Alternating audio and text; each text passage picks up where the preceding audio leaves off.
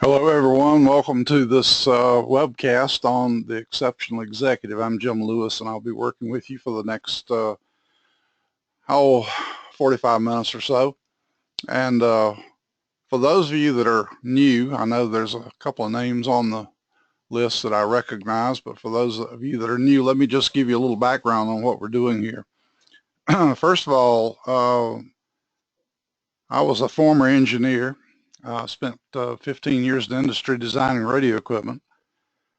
Near the end of that 15 years, I went back to school and got a doctorate in organizational psychology.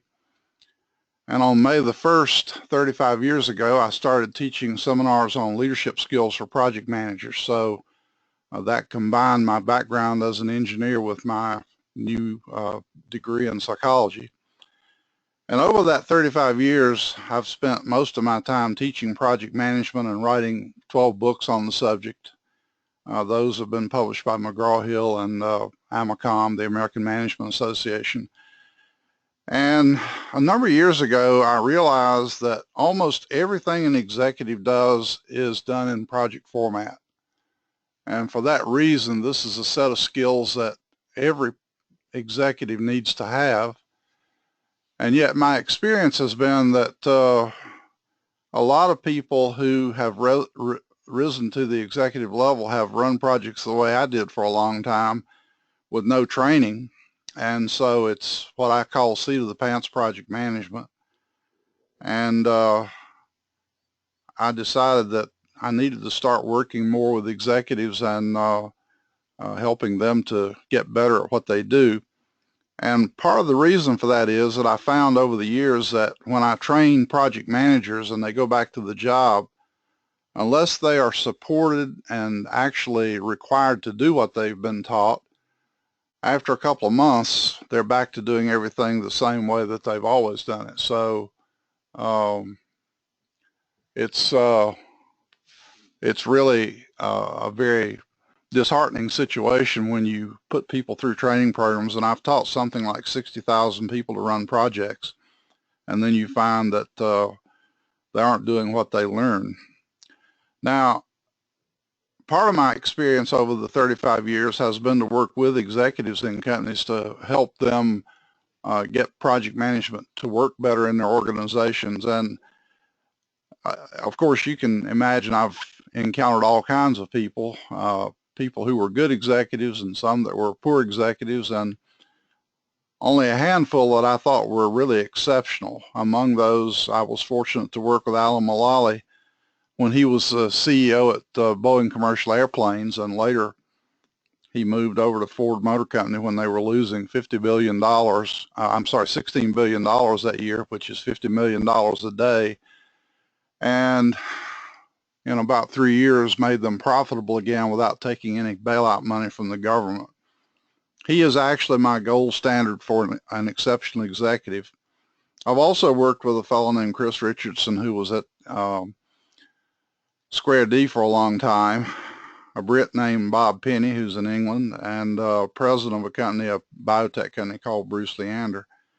And these folks were what I think are exceptional executives. What I started doing about a year ago, though, is talking to CEOs and asking them, well, what do you think makes an exceptional executive? And so I interviewed the CEO of Ingersoll Rand. I talked again to Alan Mulally. I talked to a lady named Carol Kreiner, who's a CEO out in Seattle, Washington, and got some of their ideas. And so I'm going to share some of that with you. And I'm not going to try to take questions during this webcast because I'm doing this by myself. I'm in Asheville, North Carolina, and sitting on the side of a mountain in my home, my basement office. And I find that when I try to do too many things at the same time, I get confused and mess things up. So the invitation that you received today that told you how to log on to the system contains an email address. And if you would like to send me comments or questions after the broadcast, I will be glad to try to answer those. And if I feel that they'd be useful to the group, I'll send around a group response. So please feel free to send me comments, and especially things that you might want to see that I don't cover in this broadcast. So let's get into the material here, and let me see if I can navigate now. And I'll begin by telling you that when I started studying management back in the 60s, there weren't too many books available and very little training available for people like me. And I started reading the work of Dr. Peter Drucker. And one of the things that Peter Drucker differentiated was the difference between leadership and management. And he said, management is trying to do things well, and leadership is trying to do the right things. And as he says on this next slide, there's nothing so useless as doing efficiently that which should not be done at all. And so it has been my experience that we often concentrate on efficiency rather than effectiveness, because a lot of times those things seem urgent, but they're not terribly important. And all of you who have looked at time management techniques know that we're supposed to try to look at the really important things and get those done, and ignore the urgent but trivial stuff, because the world won't come to an end if we do ignore those. So Drucker used to say it doesn't make any sense to dig a hole when you didn't need to do one in the first place. And again, that's his comment about doing the wrong thing. So exactly what do we make of this whole thing about efficiency versus effectiveness? I found this table a long time ago in which someone had plotted the combination of effectiveness and efficiency. They call performance efficiency, or efficiency performance in this case. And if you look at the various combinations, they make an awful lot of sense. Let's begin down in the lower left corner. We have a person here at any level of an organization who is not very effective. They're doing the wrong things and they're not doing them very well. And these individuals are called disposable people. And I know that sounds harsh to some people because they think we ought to try to save everyone. But for several years after I started teaching seminars, I taught a course in dealing with problem employees, dealing with difficult employees. And the first thing I said is, you can't save everyone. It would be wonderful if we could, but some people don't want to be saved. Sometimes you don't have the time to work with them. And the 80-20 principle says that you will spend 80% of your time trying to fix the ones that are problem people. And in a lot of organizations, what you find is that you inherit these folks because they've been in the company for a long time and nobody wanted to take the hard steps of correcting their performance or getting them out of the organization. And so you wind up with disposable people in your group, and you then have to deal with trying to get rid of them yourself. And that's not an easy thing to do, and it's not a pleasant thing to do either. So we'll hope that we don't have too many of those people, especially at the executive level, but they are out there. I had an executive call me in once to do some consulting work with him, and during a meeting he brought in his managers and dressed down one of them in front of the whole group. And at the end of the day, I said, I'm sorry, you'll have to get another consultant because I don't work with people who treat their people that way. And so there's a few executives out there that I think shouldn't be in the job. Now, if you keep going to the right on the horizontal timeline, or the horizontal line, you have the person that is doing really well in terms of doing the right things, but they're not doing them very well. And so we call those ineffective individuals. Now, the thing is, most of them probably could be saved or salvaged if you can get them to perform better. But if they don't have the real skill or ability or talent, that won't work. And it doesn't do any good to try to motivate them if they don't have the talent. So you're stuck sometimes with those individuals. And of course, if the work is acceptable, just isn't very great, a lot of times they stay on the job for a good while. Now I'm going to back up to the left-hand side for a moment and go vertical. And we have the person here who is not very effective, but they're performing really well at whatever they're doing. They're just not necessarily doing the right things. And they need to be focused because they're misguided. They're not setting the proper objectives and so on. And I had a fellow like that once when I was a quality manager. He didn't know how to do work planning, and he didn't know how to set priorities for himself. And so he was spending a lot of time doing the wrong things. And he may have been doing them fairly well, but they weren't the right things to be doing in the first place. Now, what we'd like to have is the folks up there in the right-hand corner, the effective individuals, because those are doing the right things and they're doing them really well. And I've drawn a little blue box up in the upper right corner to indicate the truly exceptional person, because they're doing everything really well and doing the right things at the same time. And that's, of course, the people that we want in our organizations. And I would assume that most of you who are on this broadcast aspire to be that kind of person, or you probably wouldn't be taking your lunch hour to listen to me talk. So if you think about the distribution of people along a continuum here, use the old normal distribution curve, we obviously have the average executive there at the mean, and then we have the exceptional executive up there above the upper 3 standard deviations. And I would guess that this distribution is fairly narrow and probably skewed and not just a normal distribution. Because one of the things that I find is that a lot of executives get trapped by stockholders pushing them to simply improve profitability so that the stock price goes up.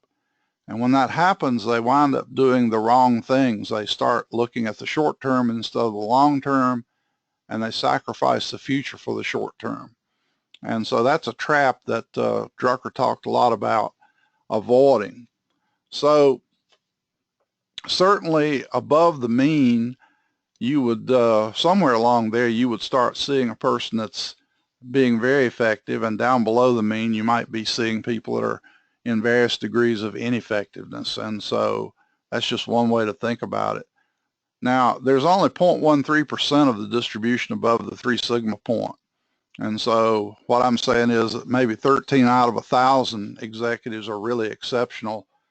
And then maybe above the mean, there's maybe 15 or 20% that are very, very effective. And so that's one way to think about categorizing. Now, Peter Drucker wrote a book called The Effective Executive, and it's been one of the most popular books for a long time. And you may think that because the book is probably 40 years old or so, it's out of date, but this guy was an astute observer of what goes on in management, and I will promise you that the book is still valid.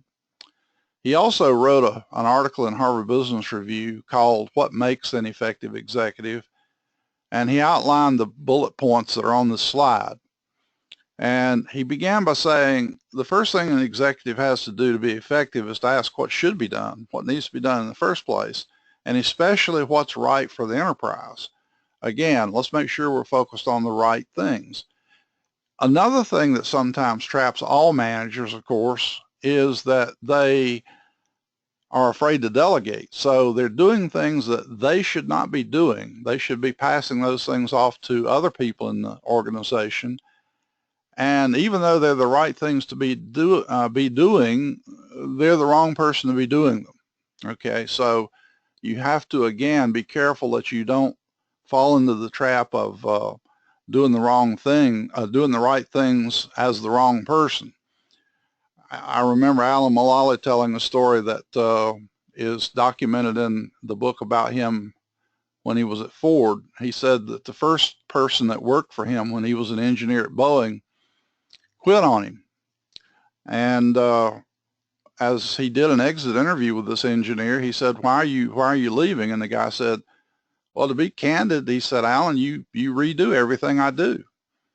And Alan said he learned a big lesson from that. You have to trust these people, or else why do you have them employed in the first place? And so delegating is one of those things that is hard for some folks. And if you're one of them, I would encourage you to ask yourself what's going to happen if you're not around. You can't micromanage people and expect them to do good work. So you have to delegate some things, especially those things that they should be doing.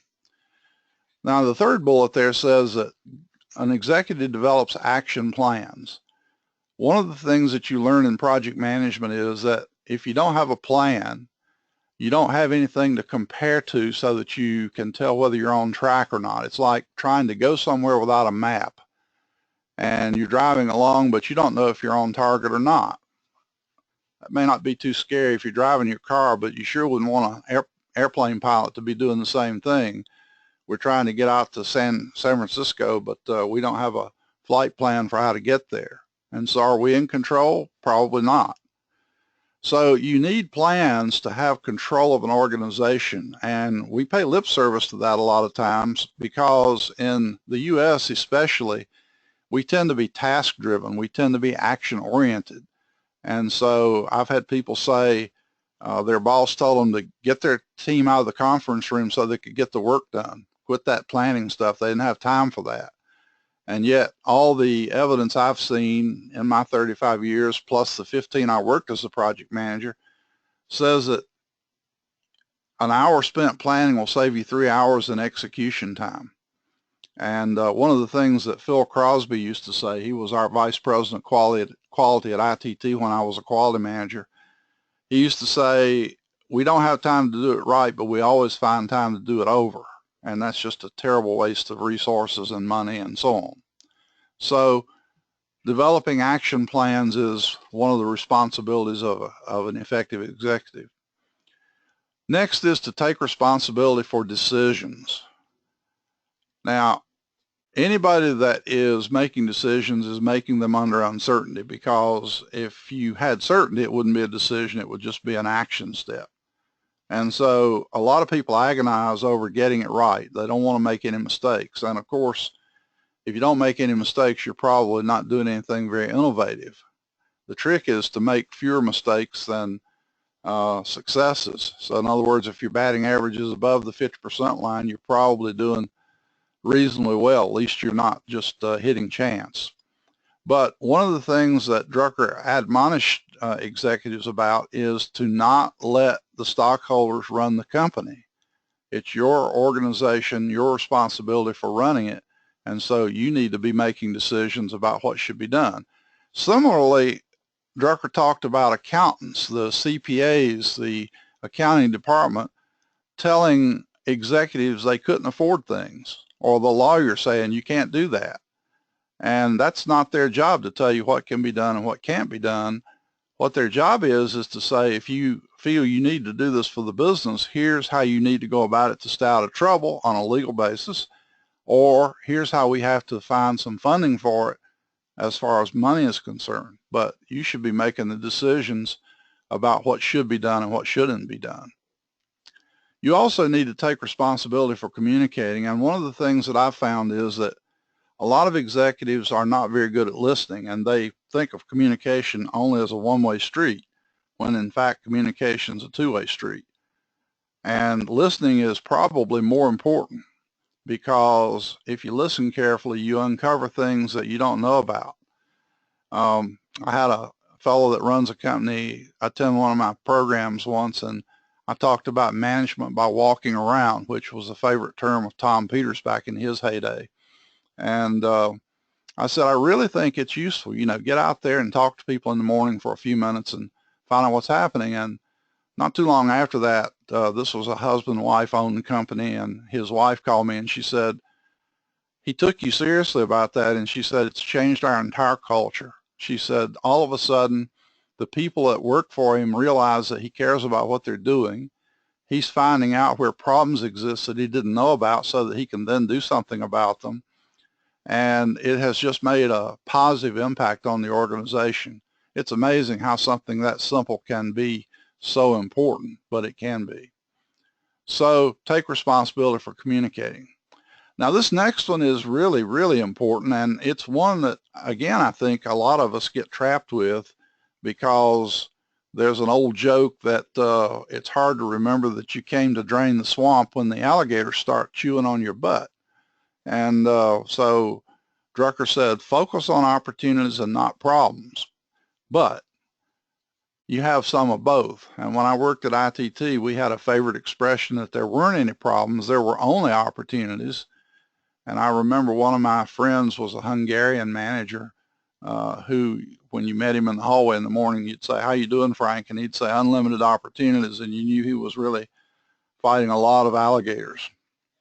So pick on opportunities as much as possible. Let other people handle the problems. I did a webcast not long ago about 2 things that you can do to save your organization a lot of money, and this next bullet is one of those. If you look at the statistics on meetings in a global sense, organizations waste billions of dollars a year on bad meetings. I was working with a client company recently, and the fellow that I was sitting in with said he'd like for me to sit in on their status review meeting that week and see what I thought of it. So I did. And they sat there for an hour and wasted an hour's worth of time, because I think maybe 10 minutes of it was really productive. The meeting could have been done in 10 minutes. It could have done by phone. It didn't even need to be a meeting. And I estimated that that organization was wasting several $100,000 a year on bad meetings because they were so unproductive. That several $100,000 goes right to the bottom line. And it's quite simple to figure this out. If you waste 15 minutes in a meeting and you got 10 people sitting there and your loaded labor rate's about $100 an hour, you figure it out and multiply that by the number of meetings every year, and you'll be astonished at how much money you're losing.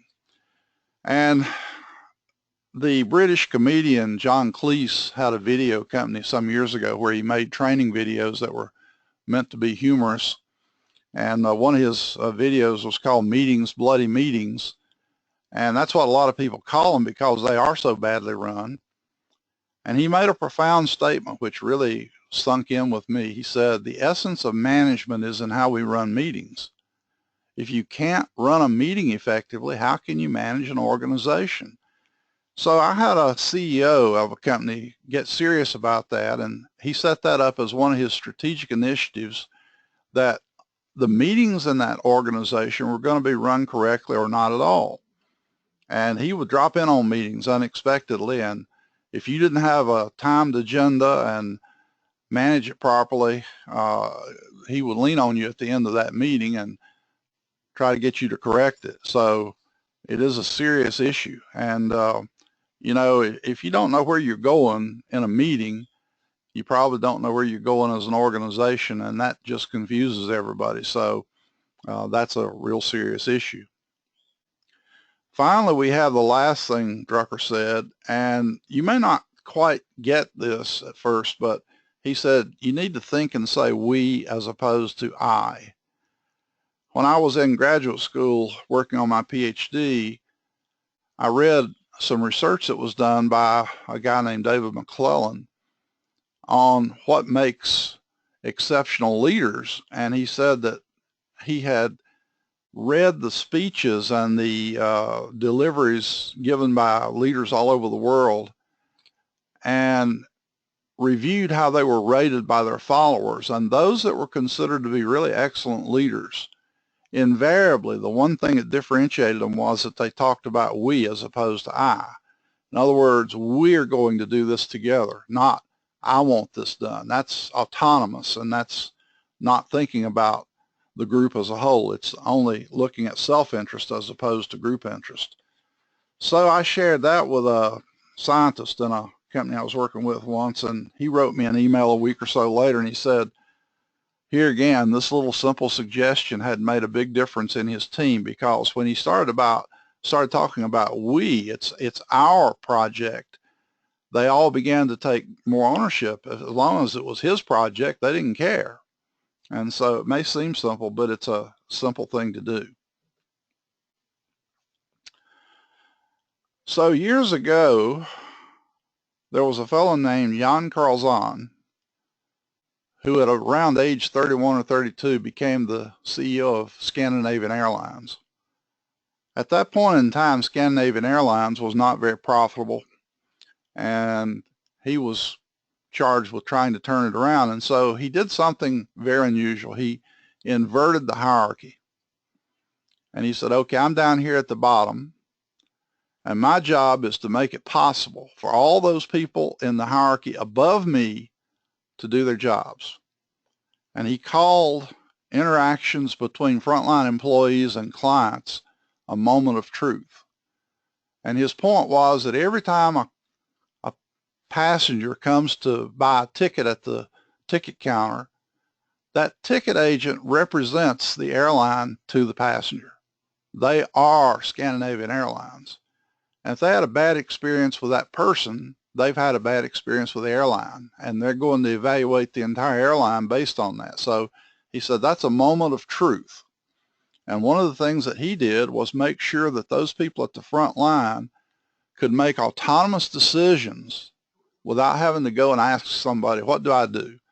For example, passenger shows up at the airline one day, walks up to the ticket counter, starts reaching in his jacket pocket for his ticket, and discovers it's not there. Oh my God, I've left my ticket back at the hotel. And the agent said, when is your flight, sir? And he told her, and she said, oh, okay, you've gotten here plenty early. We can send a courier over to the hotel and retrieve your ticket. So I'm going to send you over to the lounge and let you make yourself comfortable, and we'll get your ticket. And as soon as we get it back, we'll get you booked in and everything. Now, I've done a lot of flying. I'm a million miler with two airlines, and had 500,000 miles with Eastern Airlines when they went belly up. And I can tell you that in most cases, if you get to the airport without a ticket, the airline's going to simply say, I'm sorry, Mr. Lewis, you got to buy another one. Well, that's not a terrible thing to have to do if you got the money or got a credit card with enough credit on it to do it. But for some people, that's a major disaster. So by empowering these people to make those decisions and take those steps, the customer has a really good experience with the airline. Now, here's something I think is really important about this. There's a fellow named Ben Zander. Some of you may know he's the conductor of the Boston Philharmonic Orchestra. And he has a TED Talk, www.ted.com. If you're not familiar with TED, there's some wonderful stuff on there. And he gives a talk about leadership and how that relates to being a conductor of an orchestra. Well, as a matter of fact, there are a lot of people who use the conductor of an orchestra as a metaphor or an analogy for being a good leader for a group. And in talking about this, Zander said that one day, he said, I'd been conducting orchestras for about 20 years. And one day I had a realization. He said, the conductor of an orchestra doesn't make a sound. As he said jokingly, his picture appears on the cover of the CD, but he doesn't make any music. He doesn't play any music. His job is to make it possible for the members of that orchestra to perform at the best level they can perform. Again, this is an enabling role. And so I think it's really important to consider that this is the role we should adopt as executives, that our job is to make it possible for all those people to do their jobs. Now, some people call that servant leadership, and I don't like that term very much. I would prefer to simply call it a facilitating leadership role. But it's based on an observation that I have, which is shown on this slide, which is that it's really an interdependence. You as the executive can't succeed unless your people succeed, and they can't succeed unless you're successful. And so we really have an interdependent relationship. And if we recognize that, it's not us versus them anymore. It's we together. I have had the experience a number of times when I was a manager. I had a group of 63 people in a quality group once. And I said, you know, sometimes I'm absolutely convinced that I'm working for you folks instead of the other way around. And that's absolutely true. I was working for them because I had to make sure that they could get the job done. And if you're a project manager, that's a particularly important role. I also was out in the Midwest one time and down around Las Cruces, New Mexico, and it was very desert kind of terrain. And I was thinking, man, if you got lost out here in the middle of this place, you may be in serious trouble. As a matter of fact, if you were in the Old West and were a cowboy, you better take really good care of your horse. Now, I don't mean horse in a demeaning way here, but I think the metaphor is appropriate that an executive who doesn't take care of the people that he depends on for his success isn't going to have very much success. So I consider one of your major roles as an executive, if you really want to be effective, to make it possible for people to perform. As a matter of fact, Coase and Posner have a leadership model that they talk about enabling people to perform. And a lot of management actually tends to be the opposite because we try to tie people's hands. And I'll come back to that theme in a moment because it relates to the next slide. I wrote a little ebook some years ago, and I titled it, Why Managers Can't Manage and What to Do About It. And I don't have any claim to originality here. I got a lot of these ideas from a British cybernetician whose name was Stafford Beer, and Dr. Beer died a few years ago. But he cited the fact that there is a law in systems theory called the law of requisite variety, and it was originally coined by a fellow named Ross Ashby. That law says in any system of humans or machines, the element in the system with the greatest variability will control the system. Now, as an executive, one of the things that you should realize immediately is the expectation of all the stockholders is that you are going to control that organization so that it meets its objectives. That's your chief responsibility, to be in control. Well, if you think about that law says when you have a whole bunch of people working for you, if one of them is out of control, it's going to sink your whole organization eventually. That's essentially what you get from this law. And if you also think about how many different directions even 5 or 6 people can go left to themselves, the amount of variation in their behavior is almost unlimited. It tends to go up an order of magnitude for every new individual added to the group. So if you say, well, can I match that variation by responding to what they're doing, you're going to quickly realize that you probably can't. It's like the metaphor for project managers is herding cats. Well, I'm a cat fan, and I can tell you cats don't herd very well, and neither do people, especially when they're very intelligent people and strong-willed and so on. So what most managers try to do is they try to reduce the variability in the people by doing this. They make a lot of rules, regulations, guidelines, policies, and procedures. And I call these the corporate thou shalt nots. Thou shalt not do that. And it's a negative approach that almost never works very well. Tom Peters wrote about this in the book Thriving on Chaos back 20 years ago. And essentially, it's an attempt to reduce the variation in people's behavior by saying you can't do this and you can't do that. And of course, in the process of doing that, one of the things that you destroy as a byproduct is creativity.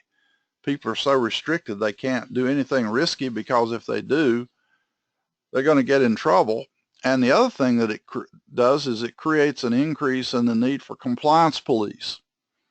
And I'm not joking about that too much. I'm almost serious about this, that managers become concerned about keeping people under control, and it just simply doesn't work. So I came to a conclusion. You will never have control over your organization until every single employee has control over his or her own work.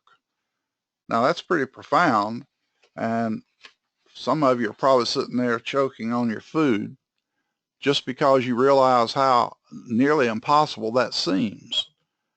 So here are the keys. To gain control, you have to empower people. And before you decide, oh my God, he's bringing up a subject that was out of fashion 30 years ago because we tried that empowerment stuff, I'm going to say probably you thought you did, but you didn't. As a matter of fact, when Eastern Airlines was about to go belly up, and I flew with them for a long time, it was a good airline, but they brought in Frank Borman, the astronaut, to run the airline. And they said, we need to empower people. There were people in the organization that realized that they needed more empowerment, just like Jan Carlzon had done at Scandinavian. And Borman's response was, I'm not going to let the monkeys run the airline. Well, that very statement told me a lot about why Eastern ultimately went under. You can't have contempt for your workforce and expect them to put out anything more than the minimum required performance. And Drucker once said the job of a manager is to get every employee to perform at above the minimum acceptable level. And the reason for that is the minimum acceptable level is the survival level. And you don't want to just survive, you want to thrive. And so I'm going to show you that empowerment is not a nicety, it's not an option, it's an absolute necessity. And that if you do it correctly, you aren't talking about the monkeys running the airline. You're talking about them doing the jobs that they're paid to do at their level of authority and responsibility and accountability. And you will have control of your organization without having to sit there and observe people 24/7. So here are the conditions for empowerment. By the way, if you don't like to talk about empowerment, just call it self-control, okay? Conditions for a person to have self-control. And by the way, you can delegate to those people. First of all, for a person to have self-control, they have to have a clear objective with the purpose stated. Now, why the purpose? Because if people don't know why they're doing something, they often do it wrong. Simple example of this is, it was a humorous example that I experienced many years ago. A fellow in one of my classes was telling me that he had a friend that helped him do yard work around his home. And he had that friend over one day and they were doing yard work, and he said to his friend, you know, I'd like for you to trim the limbs off this little tree in the front of my house here to a height about like this above the ground. And he indicated with his hand how high above the ground he wanted the limbs trimmed. And the fellow said, okay. And so this guy went around back of his house doing something. And when he came back, his friend had just finished trimming his tree. The only problem is he had cut the top of the tree out down to that height. And what the fellow wanted was the limbs on the trunk of the tree trimmed up to that height. Now, the mistake is, first of all, that he didn't explain why he wanted the limbs trimmed. So the fellow just assumed that he maybe wanted it to look better. And so he thought topping the tree out would make it look better. When in fact, maybe what the fellow wanted was to not be snagging his leg on the low level branches. And if he had said, this is why I want it done, the fellow couldn't possibly have topped out the tree. The second thing he didn't do is he didn't say, let me be sure you understand the job the way I want it done. Tell me what you think it should be done, how you think it should be done. And the fellow would say, well, you want me to top the tree? No, I don't want that. So one of the first rules of communication is that the person communicating has responsibility for making sure that the message gets through as it's intended, so that the guy doesn't go around doing the wrong thing, okay? So always explain the why. I had a major in the Army tell me that they had realized that in boot camp, if they didn't eventually explain why things are done a certain way, that when people got to the battlefield, somebody was going to get killed, because the way the military works, whoever is the highest ranking soldier living leads the rest of them, and officers do get killed in battle. And the highest ranking person may be a corporal. And if he didn't understand the whys of doing things a certain way during his training, he's going to say, guys, I guess this is what we ought to do, and it's going to be the wrong decision, and they're all going to wind up dead. And so it's important that people understand the purpose of things. Second thing you need is skills necessary to achieve the objective. This is always a problem for project managers because we don't have the ability to get people trained sometimes. And a lot of times we don't get to pick the people either because they're assigned by a functional manager. But at the executive level, one of the things that you need to do is treat those people as an investment and not a cost. And again, Drucker talked about this. He said we should do human resource accounting. If we were to put a value on the books for a human being, we would understand that if we do it correctly, human beings appreciate in value over time, whereas capital equipment depreciates over time. And if you keep training people, keep them in a lifelong learning mode, keep developing their skills, they should become more valuable to you over time. And you wouldn't be nearly as tempted to say, we got to get rid of these people because they make too much money, because you should ask yourself, how do we use them in such a way that we can justify the salaries that we're paying them? Because all too often they've stagnated in a position and they aren't doing anything greater than what they used to do. I have a good friend who, his father was a chemist for a very large company for a long time, and he'd been there about 20 years, and they called him in one day to do his performance review, and they said, well, Dr.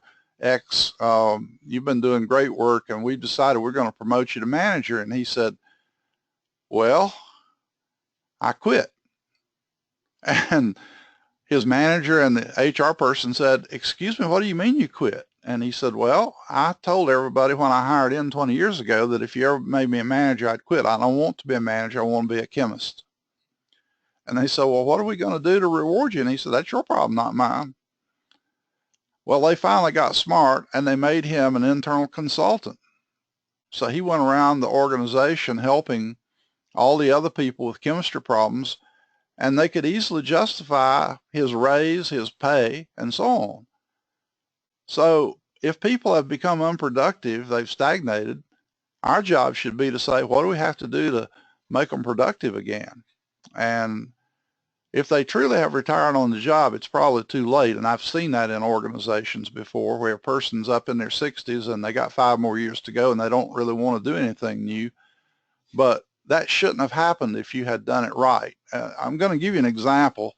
I've been playing guitar since about 1962, so something like 55 years or so. And I decided, incidentally, I'll be 75 this year, so that gives you an idea of the age. And so I decided a while back that I wanted to learn a new instrument that's different than guitar, so I took up fiddle. And the reason I did that is to keep my brain active, doing something that's different than what I've always done. And I really recommend this to all of you. Keep yourself fresh by doing new things that stretch you. Take a different route to work every day, etc. So, or every so often, not every day. And so that's an example of keeping people up to speed, maintaining them, not letting them depreciate like the capital equipment does. Number 3, each individual needs a personal plan for accomplishing the objective that they've been assigned. If you have no plan, you have no control. If you have no control, you're going to sink the ship. So this applies at the individual level as well as it does at the team level. And the person doing the work should put their own plan together, and it may be as simple as a to-do list, because if you're working as an individual, you don't really have parallel paths like you do in a big project. So, but you need a plan of attack. How are you going to go about this? I'll give you a simple example of how really important this is. A fellow was telling me he had a contractor coming over to his house doing some work, and several times every day this guy would disappear.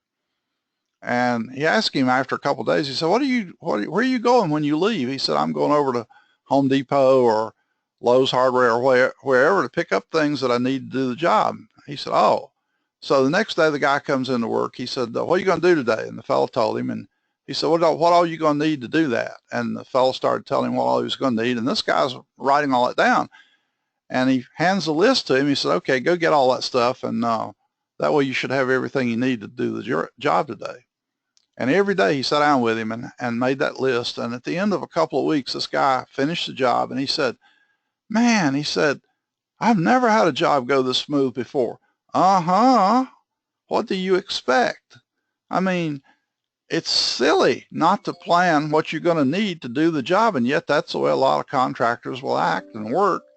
And then you wind up having to pay them for the time that it takes them to go off and buy that stuff and come back with it and so on. So the guy's productivity went up way high. And that's a simple plan, nothing to it. Step 4, every person needs feedback on their performance that's coming directly to them on a timely basis. Here's a basic given. No improvement in performance can happen without feedback on how you're doing. Think about it this way. If you had someone going out to the racetrack every day and they're trying to run the mile in the fastest time they can do, and they don't time themselves, they could be getting worse instead of better. And it doesn't do any good to wait until they've run the mile 12 times to say, well, your speed's been decreasing the whole time. That's stupid. That doesn't work. And I'm not a very big sports fan, but I realized a long time ago the coaches of sports teams have got it right. They know more about getting performance out of human beings than anybody in the world, and I advocate following their example. So they give players feedback on a constant basis. We all need feedback. How am I doing here? Now, a lot of that feedback we can do ourselves. We can measure our own progress, but we also need to hear from the boss occasionally. Am I on the right track? Because if you don't let them know that they're doing the wrong thing and they keep on doing it, that's your fault, not theirs. Okay? Finally, number 5. Each employee needs a clear definition of the authority to take corrective action when they have a deviation from their plan, and that authority has to be greater than 0. If they have to come to you every time there's a deviation and say, well, I'm off track, what do I do now? They're not in control, you are.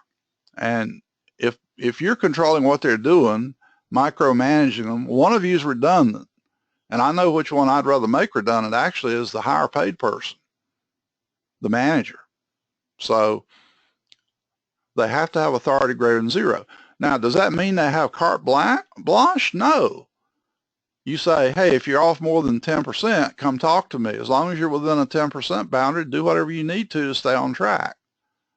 So this little system avoids the possibility of Borman's fear that the rank and file people are going to run the airline. No, they're not going to run the airline. They're going to do their job at their level of responsibility and their level of authority, and you then are free to concentrate on what you need to be doing at a higher level.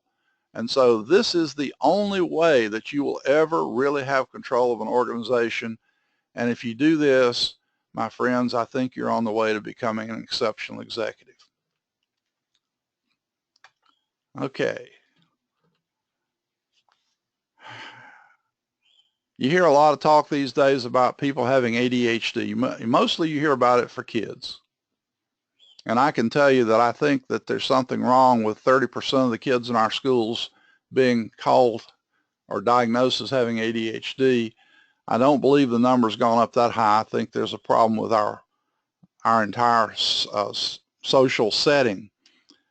And one of the things that we do is we lose focus because there's so much stuff going on around us clamoring for our attention, and so we lose focus. And I'm going to tell you that the 80-20 rule says that we get 80% of our results from 20% of the things we do. And all too often, again, as we started off at the very beginning, we're focused on the 80% and not the 20% that we should be focused on. So we need to look at the 80-20 rule, and we need to ask ourselves, what are the vital things that I need to be doing that'll get me the biggest bang for my buck, the biggest result that I can get? And I'm going to tell you the other thing we have to do. Not only do we have to focus on the positive things, we also have to eliminate the negative things. Dump your cell phone. Now, I don't mean that literally, but turn the notification off on that silly thing. Nobody's likely to die if they can't get in touch with you immediately. Nobody's going to die if they don't hear back from you immediately. And so Darren Hardy, who runs Success Magazine, is a big advocate of this. Set yourself some little blocks of time during the day to work on those things that are important, and put a do not disturb sign up and time box your activity. For example, if you time box 90 minutes and split that into two 45-minute segments with a little 5-minute break in between just to get up and move around a bit, you will find that if you turn the cell phone off, turn the notifications off on your desktop, don't answer the phone, you will get more done in that period of time than you can imagine. Every time you get interrupted, the time management people will tell you that you lose 10 to 15 minutes. If you get interrupted 4 times in an hour, you'll lose a whole hour of your day. No wonder you have to work 60 hours a week just to try to do a 40-hour job, because you're being interrupted too many times, and that increases what we call setup time. And we learned a long time ago, setup time provides no value to an organization, and you need to reduce as much as possible and eliminate it where possible. Well, folks, those are my words of wisdom. I have a slide here that has some references on it. And just very quickly, the first one I mentioned earlier, the Effective Executive book, I really recommend that. It's available in both a Kindle and a print edition. The article, What Makes an Effective Executive, can be purchased from Harvard Business Review as a reprint. Tom Peters' book is pretty old now, but it's still got some good stuff in it, Thriving on Chaos. My little Kindle book called Why Managers Can't Manage and What to Do About It just rehashes what I said about the law of requisite variety, but it's there if you need it. And for those of you that would like to keep up with our support services that we're offering at NC State University, this is where I have a certificate in project management, and we now have an executive excellence certificate program. There's the URL to get access to them and the phone number. And I'm doing a weekend summit in May called Winning Beats Losing, and the URL for a brochure is there on the bottom of the slide. These little tiny URLs are pretty nice because all you have to do is remember the J9ZEKUF and put that on the end of the address, and you can download the brochure for that program. So that's the program, folks. Thank you so much for taking your lunch hour to sit with me, and hope you enjoyed your lunch. And if you're going to be coming back to the rest of the series, they're same time every week for 3 weeks total. And I am recording these, and I'll send you a link to the recordings so that you can review them if you'd like. Again, send me questions if you have them, and I'll be glad to try to answer them. And take care of yourselves.